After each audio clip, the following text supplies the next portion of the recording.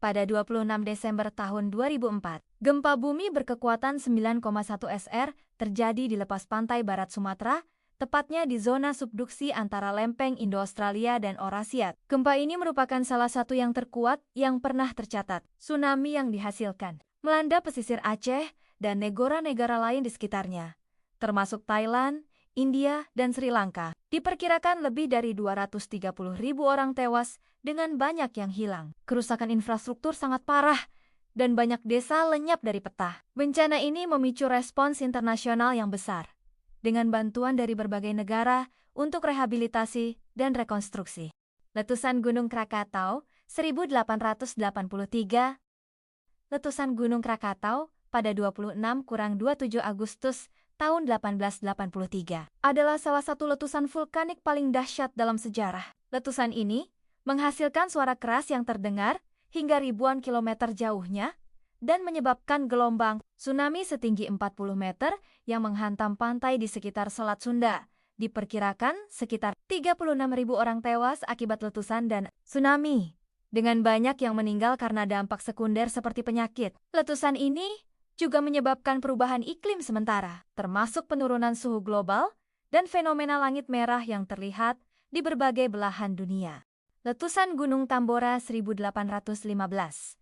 Letusan Gunung Tambora di Sumbawa pada April tahun 1815 adalah salah satu letusan vulkanik paling dahsyat yang tercatat dalam sejarah. Letusan ini dimulai pada 5 April dan mencapai puncaknya pada 10 April, menghasilkan kolom abu yang mencapai ketinggian 43 km. Dampak letusan ini sangat besar, menyebabkan lebih dari 70.000 kematian. Banyak orang meninggal akibat langsung dari letusan, tetapi banyak juga yang terpaksa menghadapi kelaparan dan penyakit akibat dampak sekunder.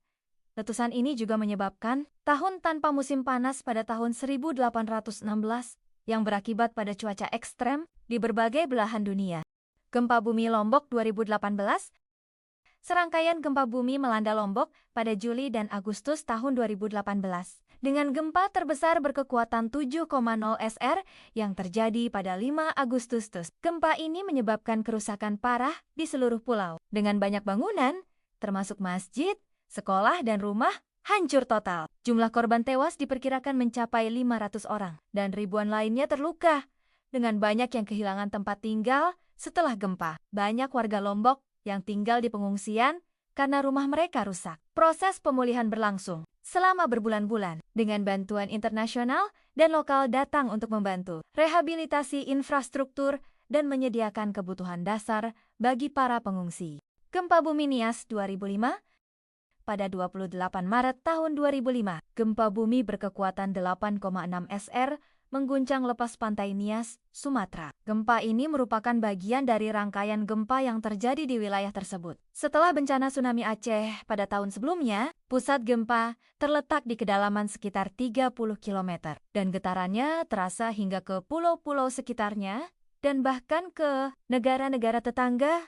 Gempa ini menyebabkan kerusakan yang meluas, terutama di Nias, di mana sekitar 1.300 orang tewas dan ribuan lainnya terluka. Infrastruktur, termasuk rumah, jalan, dan fasilitas umum, mengalami kerusakan serius. Upaya bantuan internasional segera dilakukan dengan berbagai organisasi mengirimkan tim medis dan bantuan kemanusiaan untuk membantu pemulihan dan rekonstruksi.